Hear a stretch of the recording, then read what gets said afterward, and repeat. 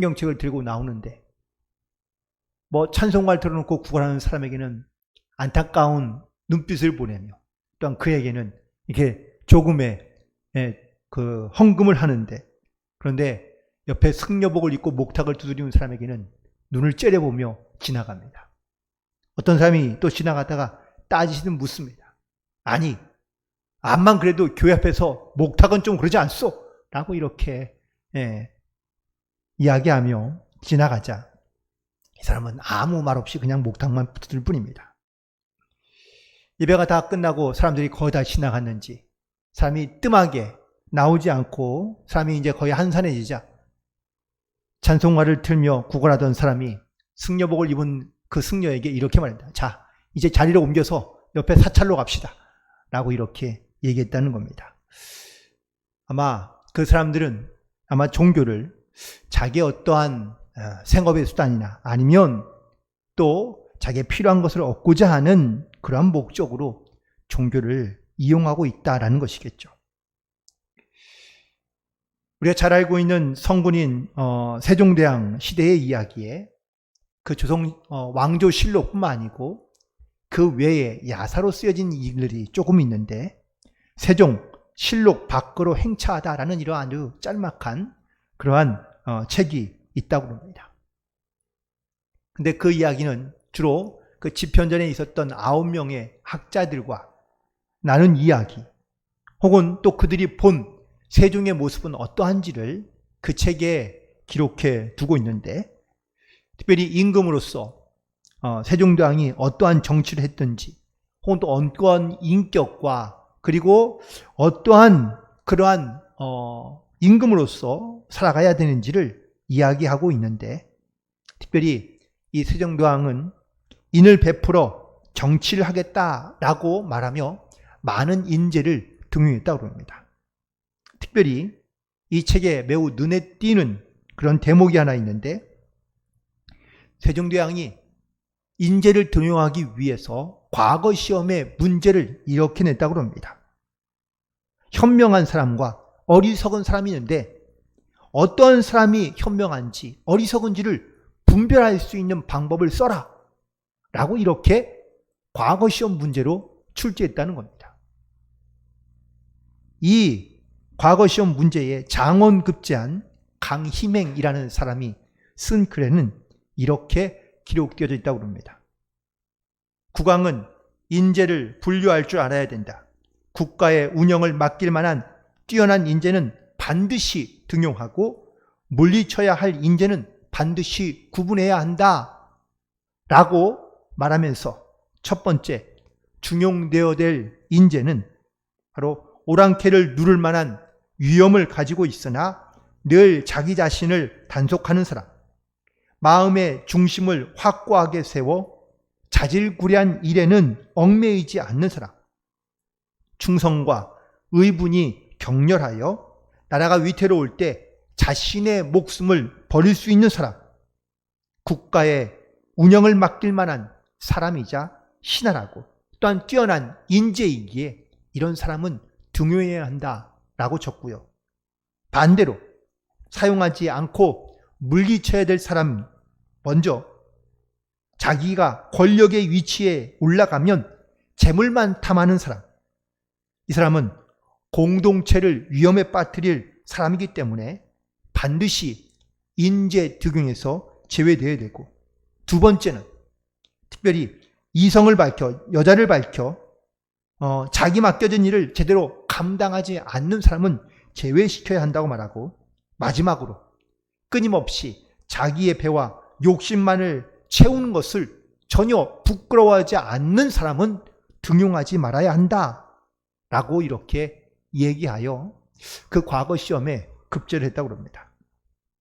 사람이 재물을 탐하다 보면, 재물만 탐하다 보면 정의를 잃어버리고, 또 여색을 밝히다 보면 예의를 잃어버리게 되고, 부끄러워하지 않는 모습을 가지고 살아가는 사람에게는 희망과 소망을 발견할 수 없기 때문이라 라고 말하고 있는데요.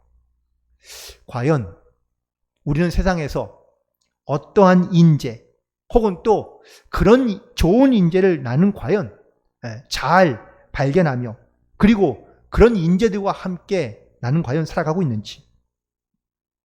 예전이든 지금이든 인사 문제는 매우 중요한 문제라고 말할 수 있습니다. 어떤 사람은 그 공동체에 또 득이 되고 유익이 되며 혹은 또 기쁨을 주는 사람이 있는가 하면 어떤 사람은 그 공동체에 해가 되고 득이 되지 않는 경우도 많이 있습니다. 한 사람 때문에 공동체가 세워지기도 하지만 또 반대로 망가지기도 하기 때문입니다. 특별히 우리가 그리스도인 혹은 성도로서 살아간다는 것은 단순히 내가 예수를 믿는다라는 것으로만 끝나는 것이 아니라 우리가 어떠한 인물 혹은 존재로서 이 땅 가운데 살아가야 되느냐라는 것에 대한 영적인 질문과 함께 연결되어 있기 때문인 것이죠. 나는 하나님의 자녀이다. 나는 그리스도인다 라고 말하면서 그 믿는 사람의 모습대로 우리가 세상 가운데 살아가지 못한다면 좋은 인재 혹은 필요한 사람으로 우리가 살아갈 수 없다라는 사실입니다. 성경에 나오는 수많은 믿음의 사람들이 등장하고 있습니다. 특별히 신약에서 가장 뛰어난 어떤 이런 복음의 가장 중요한 인물이라고 말한다면 우리는 사도 바울을 말하는데 주저함이 없습니다. 특별히 하나님께서 이 사도 바울을 택하시고 그리고 하나님의 말씀을 그런 전하는 복음의 증거자로서 하나님께서 아주 특별한 인물을 택하시고 세우신 것을 알 수 있습니다. 그런데 사실 사울의 외모와 모습은 사실 그렇게 호감 가는 모습은 아니었다고 합니다. 우리가 이 성경에 정해진 이 말씀들 말고 이 외에도 외경이 좀 있는데 이 바울과 그리고 테클라 행전이라는 외경을 보면 바울의 외모를 이렇게 기록하고 있습니다. 바울은 키가 작고 대머리이며 다리가 굽었다. 하지만 골격이 다부지고 또 콧날은 약간 굽었지만 그의 표정은 참 온화한 사람이었다라고 이렇게 기록되어져 있습니다. 많은 사람들이 바울의 외모로는 호감은 가는 것은 아니었지만 바울과 이야기를 나눠보면 그의 말이 얼마나 따뜻하고 위로가 되며 또한 이 복음에 대한 확신을 가지고 복음을 증거하는 자로 살고 있는지를 느끼게 되었고 알게 되었고요. 세상에 사실 이 바울은 하나님께서 주신 이 사명과 이 복음의 능력을 가지고 그는 뜨거운 가슴을 가지고 복음을 전했던 복음의 사도로서 우리는 기억하고 있습니다. 그는 하나님을 믿기 전에는 스스로 가장 존귀한 자로 이 땅 가운데 살아갔지만 하나님을 만나고 난 다음에는 그는 세상에서 가장 작은 자 그리고 오직 하나님만 존귀케 하기 위하여 살아가는 자라는 것을 그는 오늘 본문에서도 고백하며 말하고 있는데 먼저 우리가 하나님이 택한 사람으로서 또한 부름받은 사람으로서 우리가 주님만 존귀하게 살아갈 수 있는 이 믿음의 결단 가운데 살아가는 저와 여러분 되기를 간절히 소망하며 축복합니다. 먼저 자기를 잘 발견하고 깨닫는 것이 중요한데 바울은 원래 어떤 사람이었을까요? 아니 더 정확하게 표현하자면 바울 이전에 사울의 모습을 보면 우리가 쉽게 알 수 있습니다. 바울은 스스로 자기를 유대인이며 바리새인이고 그리고 율법에 대해서는 완전한 자라고 말하고 있습니다. 그는 항상 모든 사물과 사람을 볼 때마다 어떤 시각을 갖고 바라봤느냐? 율법이라는 잣대를 가지고 사물을 바라보며 혹은 또 사람을 판단하게 됩니다. 그의 눈에 비친 십자가에 달려 죽은 예수는 어떤 사람이었을까요? 사람을 미혹해 하고 세상을 혼탁하게 만드는 그러한 강도에 불과한 타락한 사람이었습니다. 그리고 자기 민족을 이 로마의 항쟁으로부터 저항하는 인물로밖에 보지 않았던 것이고요. 율법으로 그는 악한 자였으며 범죄자였다는 것을 그는 생각하고 있던 것이죠. 그는 자기가 알고 있는 율법으로 그는 온전하며 완전한 사람이라고 스스로 말했던 사람이지만, 이랬던 그가 다메섹으로 믿는 사람들을 잡으러 가다가 거기에서 예수님을 만나게 됩니다. 예수님을 만나고 난 다음에 그는 어떻게 변하고 달라졌습니까? 자기가 알고 있고 자기가 가지고 있던 모든 율법과 혹은 또 그 지식과 또한 자기가 가지고 있는 생각과 사고들이 얼마나 삐뚤어지고 잘못된 것인지를 그는 깨닫게 됩니다.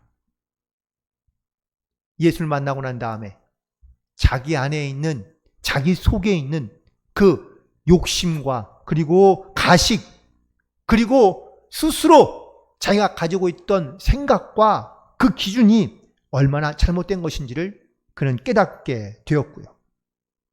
그는 하나님을 잘 알고 있으며 하나님이 기뻐하고 원하시는 일을 하고 있다고 생각했지만 그것이 다 자기의 욕심이었고 자기의 생각이었고 또한 자기의 탐욕이었다는 것을 깨닫게 됩니다. 그리고 난 다음에 그는 자기가 가지고 있던 모든 것을 다 내어버리고, 그의 표현에 의하면 모든 것을 배설물처럼 버리고 그는 오직 하나님만 따르는 자가 되었다고 고백하며 말하고 있습니다. 오늘 본문에서도 우리가 잘 아는 말씀이죠. 24절에 있는 말씀을 보니까 내가 달려갈 길과 주 예수께 받은 사명 곧 하나님의 은혜의 복음을 증언하는 일을 마치려 하면은 나의 생명조차 조금도 귀한 것으로 여기지 아니한다고 고백하고 있습니다. 가장 존귀한 것, 자기에게 지금 가장 중요한 것, 필요한 것, 그것이 무엇인지를 알게 된 그는 이 복음을 전하는 일, 또한 예수님의 하나님의 은혜를 증언하는 일에 대하여 그는 모든 것을 다 걸고 또한 나아가고 있다는 것을 말하고 있습니다. 고백하고 있습니다. 어떠한 사람이요, 자기의 삶에 완전히 이렇게 뒤바뀌어지고 또한 변화되는 이러한 변화의 시점, 그를 삶의 도약이라고 말할 수도 있고 혹은 또 체인징 포인트라고 말하기도 하는데, 많은 사람들이 공부를 하는 이유는 과연 뭘까요? 자기 자신을 위해서 공부하는 경우도 많이 있습니다. 대부분 그렇게 공부하죠. 하지만 정말 내가 이 공부하는 것을 통해서 나는 하나님께 영광을 돌리며 또한 주님을 존귀케 하기 위해 공부하는 사람, 사실 자신만을 위해 공부하는 사람과 그 목적과 이유가 다르니 인생의 근본적인 차이도 또한 방법도 모습도 다를 수밖에 없겠지요. 사업을 하든 직장을 가지든 아니면 자기가 가지고 있는 달란트를 가지고 일을 하든 다 마찬가지입니다. 어떤 일을 하느냐라는 것이 중요한 것이 아니라 그 일을 통하여 나는 어떻게 할 것인가, 나는 내가 아닌 바로 주님을 존귀하는 삶을 살 것인가라는 것이 사실 우리에게는 더 중요한 문제라고 말할 수 있습니다. 사울이었던 때에 바울은 앞만 보고 열심히 질주하던 사람이었습니다. 자기의 맡겨진 일, 내가 성취하고자 하는 것, 그는 그것만 바라보며 앞만 보고 달려가는 경주마와 같았습니다. 열심히 노력했고 힘썼고 또한 거기에 대한 보상도 받기도 했고, 하지만 예수를 만나고 난 다음에 그는 자기의 생각과 삶이 얼마나 이기적이었는지를 그는 깨닫게 됩니다. 많은 사람들이 사실 살아가면서 남의 시선을 의식하며 살아가는 경우들이 많이 있습니다. 다른 사람은 이렇게 생각하고, 다른 사람은 이렇게 말하고, 다른 사람은 이렇게 보고, 그래서 다른 사람의 생각과 다른 사람의 말에 너무 지나치게 얽매여 살아가는 경우가 많다는 겁니다. 그런데 사도 바울은 이런 자기의 모습을 발견하고 이제부터는 남의 시선과 사람을 기쁘게 하는 모습으로 살아가는 것이 아니라 하나님을 기쁘시게 하며 또 하나님 앞에 온전한 사람으로 내 주님을 존귀케 하는 사람으로 살기를 결단하고 그의 인생을 완전히 바꾸는 사람으로 변화되어 살아가게 된 줄로 믿습니다. 그러므로 먼저 우리는 사람의 기대너 혹은 사람의 생각으로부터 벗어나 이런 하나님 앞에 영광을 돌리며 하나님이 기뻐하시는 일들을 감당하며 나아갈 수 있는 그런 영적인 결단 가운데 나아갈 수 있게 되기를 간절히 소망합니다. 하나님께서 나에게 기대하고 계시는 것이 무엇인지 혹은 하나님께서 나에게 뭘 어떻게 하며 이 땅 가운데 살기를 원하시는지 나를 왜 이 땅 가운데 보내주시고 살게 하시는지 그리고 하나님께 나에게 재능을 주시고 달란트를 주셨다면 이 달란트를 가지고 어떻게 하길 원하시는지 나의 사명, 하나님의 부르심 그리고 그 모든 것 위에 정말 주님을 존귀케 하고자 하는 마음을 가지고 이런 믿음의 결단과 마음의 결단이 우리 가운데 있지 않는다면 우린 결코 변화된 인생을 살아갈 수가 없기 때문이라는 것이죠. 하나님이 나를 택하시고 부르셨을 때에 하나님께서 나를 통하여 하나님의 선한 뜻을 계획하시고 또한 주님께서 도우시고 역사해 주시면 우리가 반드시 그 주님을 존귀케 하며 아름답게 하는 이런 귀한 주님의 쓰임 가운데 우리가 쓰임받게 될 줄로 믿습니다. 그러므로 우리는 주 나를 택하시고 나를 부르신 그 하나님의 기대를 깨닫고 또한 그 주님의 부르심의 목적과 뜻을 따라 우리가 믿음으로 순종하며 더 주님께 가까이 나아갈 수 있는 그런 저와 여러분이 되기를 간절히 소망합니다. 두 번째, 하나님을 인정하며 또한 하나님이 인정하는 사람이 될 때 우리가 주님을 존귀하게 하는 사람으로 이 땅 가운데 살아갈 수 있는 줄로 믿습니다. 세상에 내가 아무리 선하고 좋은 일을 많이 해도요, 나를 좋아하는 사람이 물론 있지만 모든 사람이 다 나를 좋아하는 것은 아니고 그 중에 한 10% 이하는 나를 싫어하는 사람이 꼭 반드시 있다고 합니다. 또 반대로 어떤 악한 사람이 있는데 그 악한 사람을 많은 사람들이 싫어하며 미워하지만 또 그 사람을 좋아하거나 따르는 사람들이 꼭 몇 사람은 있다라는 사실이죠. 그러니 모든 사람이 완벽하게 다 나를 좋아하거나 나를 따르는 사람은 없다라는 이야기입니다. 그런데 여기서 중요한 것은 우리가 누구로부터 또는 어떤 사람으로부터 우리가 인정받으며 살아가느냐라는 것이 사실 제일 중요한 것이지 않을까요? 내가 모든 사람에게 다 인정받을 수는 분명히 없을 겁니다.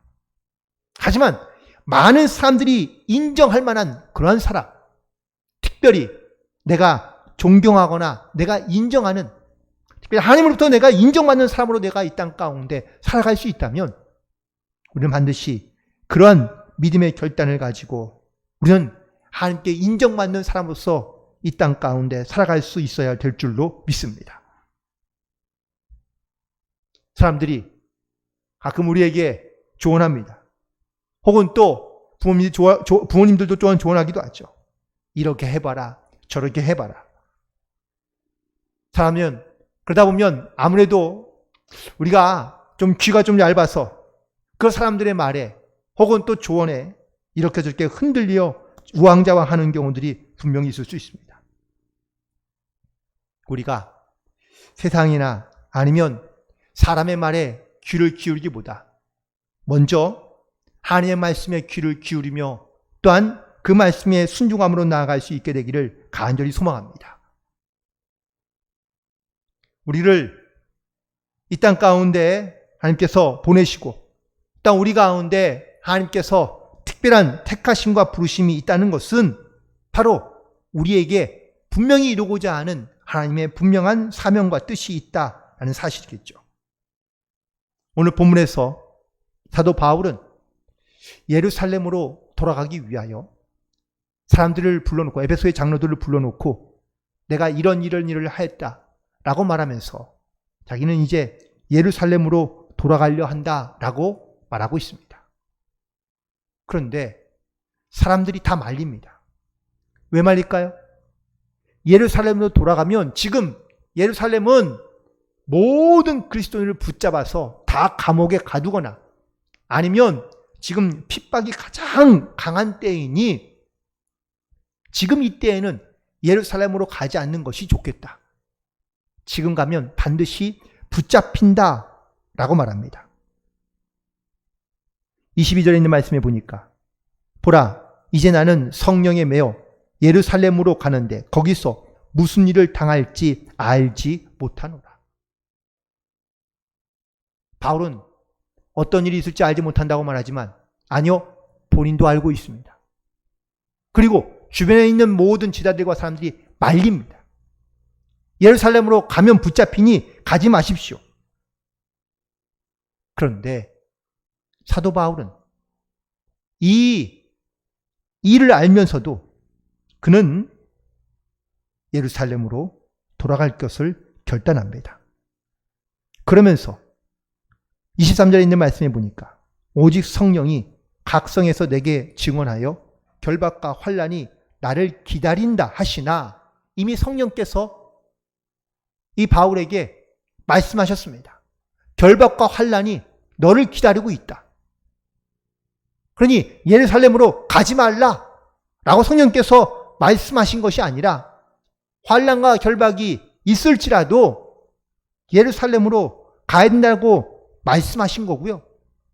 사도 바울은 이 말씀을 따라 순종하여 내가 나의 생명과 혹은 또 나의 이 복음 전하는 일을 마칠 때는 나는 조금도 귀한 것으로 내 생명을 여기지 아니하고 자기는 예루살렘으로 간다고 말하고 있는 겁니다. 이전에도 사도 바울은 자기가 많은 유대인의 간계로 말미암아 시험을 많이 당했다고 고백하고 있습니다. 19절에 이렇게 말하고 있죠. 유대인들의 간계로 말미암아 당한 시험을 참고 그의 주변에 사실 이 바울을 미워하고 바울을 시기하며 또한 바울을 꾀어서 그를 어려움과 고난 가운데 두게 했던 많은 사람들이 있었습니다. 고린도 후서 11장 23절부터 27절까지에 있는 말씀에 보면 사도 바울은 이렇게 말합니다. 내가 수고를 넘치도록 하고 옥에 갇히기도 하고 또 매도 수없이 맞고 여러 번 죽을 뻔하였으니 유대인에게 40에서 하나 감한 매를 5번 맞았으며 3번 태장을 맞고 1번 돌로 맞고 3번 파선하고 일주야를 깊은 바다에서 지냈으며 여러 번 여행하면서 강의 위험과 강도의 위험과 동족의 위험과 이방인의 위험과 시내의 위험과 광야의 위험과 바다의 위험과 거짓 형제 중에 위험을 당하고 또 수고하고 애쓰고 여러 번 자지 못하고 줄이며 목마르고 여러 번 굶고 춥고 헐벗었다고 고백하고 있습니다. 무엇이 이 바울을 이렇게 고난과 핍박과 환난에도 혹은 또 이런 배고픔과 혹은 위험과 굶주림과 목마름에도 그를 이렇게 강하고 담대하게 그를 복음 전하는 일에 생명을 마다하지 않고 이렇게 나아갈 수 있었던 이유는 과연 무엇일까요? 많은 사람들이 인생에 어려움과 고난을 겪게 되면 사실 자기가 갖고 있던 또는 알고 있던 그러한 지식과 믿음을 의심하게 될 때가 많습니다. 예수를 믿어도 고난을 당하고 사실 안 믿어도 어려움은 분명히 있습니다. 그런데 과연 우리가 믿음을 가지면서 또한 믿음으로 말미암아 우리가 이 땅 가운데 살아가며 우리가 하나님의 거룩한 백성으로 이 땅 가운데 살아가야 할 때에 만약 이러한 고난과 또한 어려움 가운데 우리가 서게 되면 과연 우리는 어떻게 반응하며 혹은 어떻게 고백하고 있습니까? 신앙생활을 하면서 우리는 고난을 믿음으로 이겨내고 혹은 또 고난을 믿음으로 인내하며 승리하기보다 오히려 고난을 당하면 우리는 믿음을 잃어버리거나 아니면 믿음을 잃은 사람처럼 우리는 과연 그렇게 살고 있지는 않습니까? 사도 바울은 고난이 있을 때마다 그는 자기 스스로 자기의 믿음을 돌이켜보고 그리고 어떠한 상황에도 자기의 믿음을 잃지 않도록 그는 자기 안에 항상 주님을 바라보며 또한 그가 하나님의 택하심을 받은 사도로서 자기의 일을 잘 감당하는 것만 끝이 아니라 자기 안에 있는 그리스도를 온전케 존귀케 하기 위하여 그는 복음 전하는 일, 특별히 고난과 죽음과 위협 가운데 있는 모든 상황 속에도 그는 주님의 복음을 증거하는 일을 그는 멈추지 않으며 일단 그는 기쁜 마음으로 그리고 순종하는 믿음으로 그 복음을 증거하는 삶을 살아가고 있는 것을 보게 됩니다. 이 바울이 있던 시대에 주후 1세기경에 이 안디옥을 통치하고 있던 로마의 총독이 있었는데 바로 플리니라는 총독이 있습니다. 당시에 로마의 총독은 트라이안이었는데 이 총독에게 보내는 편지 가운데 이런 내용으로 편지를 보냅니다. 즉 그리스도를 붙잡긴 했는데 이들을 어떠한 제목으로 처리하면 좋을지를 알지 못해서 그 황제에게 보내고 있는 편지의 내용은 황제여, 저는 그리스도인들에게 신의 이름을 불러보라기도 하고 그리스도인을 저절하고 명하였습니다. 그러나 진짜 그리스도인들은 그 명령에 불복종했습니다. 그들은 새벽부터 함께 모여 그들이 신이라고 여기는 그리스도에게 찬양을 올립니다. 그리고 그들은 그 기도 후에 결심합니다. 내가 오늘은 죄를 짓지 않겠다. 도둑질과 간음과 사기를 행하지 않겠다고 맹세하고 그리고 그들은 이렇게 살아갑니다. 안타깝지만 이런 미신적인 것을 행한다는 것 외에는 나는 다른 혐의를 찾아볼 수가 없습니다. 라고 편지를 보냈다고 합니다. 예루살렘의 총독이었던 고넬료도 이런 비슷한 말을 했죠. 나는 예수에게서 어떠한 죄도 찾을 수 없었다. 하지만 그는 사람들의 말과 그리고 사람들의 소동이 두려워서 예수님을 그들에게 내어 넘기고 맙니다. 우리는 과연 하나님을 사랑하는 일에 전심과 전력으로 나아가고 있습니까? 나는 믿음과 신앙을 가지고 살아가면서 나를 아름답게, 나를 존귀하게 만드는 일에는 관심이 많지만 정말 온전히 주님을 존귀케 하는 일에는 또한 주님을 존귀하게 하는 일에는 나는 과연 얼마나 사명을 가지고 순종함으로 나아가고 있습니까? 우리가 주님을 존귀케 하면 할수록 하나님은 또한 우리를 더욱더 이 땅에서 아름답게 하시며 존귀하게 하나님께서 또한 역사해 주시는 줄로 믿습니다. 그래서 하나님을 섬기되 마음을 다하고 뜻을 다하고 또한 생명을 다하여 하나님을 섬기면 하나님을 사랑하면 하나님께서 우리 가운데 그 우리의 생각과 혹은 우리의 계획과 우리의 뜻보다 하나님께서 더 크게 응답하시고 역사하신다고 말씀해 주고 있는데 오늘 사도 바울이 이런 고난과 어려움과 심지어 자기의 고난과 환련, 생명의 위협이 있는 예루살렘을 그는 믿음으로 결단하며 나아가고자 하면서 나의 달려갈 길과 주 예수께 받은 사명, 곧 하나님의 은혜의 복음을 증거하는 일을 마치려 하면은 나의 생명조차 조금도 귀한 것으로 여기지 아니한다라고 고백했던 오늘 24절의 말씀처럼 우리도 주님을 위해 또한 주님의 영광을 위해 주님의 이름을 존귀케 하는 일에 우리 믿음으로 순종하며 승리하며 나아갈 수 있는 그런 저와 여러분이 되기를 주님의 이름으로 간절히 축원을 드립니다. 기도하시겠습니다.